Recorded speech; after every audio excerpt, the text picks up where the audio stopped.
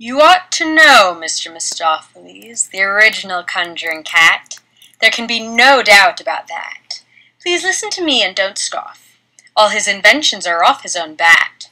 There's no such cat in the metropolis. He holds all of the patent monopolies for performing surprising illusions and creating eccentric confusions at prestidigitation in the legerdemain. He'll defy examination and deceive you again. The greatest magicians have something to learn from Mr. Mistoffelees' conjuring turn. Presto, and away we go, and we'll all say, "Oh, well, I never.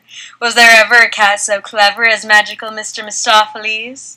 He is quiet and small, he is black, from his ears to the tip of his tail. He can creep through the tiniest crack. He can walk on the narrowest rail.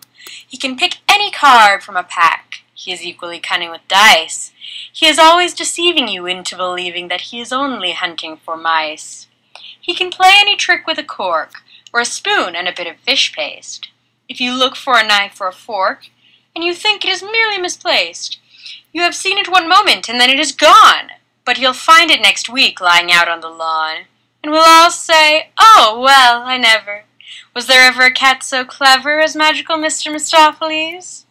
His manner is vague and aloof. You would think there was nobody shyer, but his voice has been heard from the roof when he was curled up by the fire, and he has sometimes been heard by the fire when he was about on the roof. At least, we all heard that somebody purred, which is incontestable proof of his singular magical powers, and I have known the family to call him in from the garden for hours while he was asleep in the hall. And not long ago this phenomenal cat produced 7 kittens right out of a hat, and we all said, "Oh, well, I never. Did you ever know a cat so clever as magical Mr. Mistoffelees?"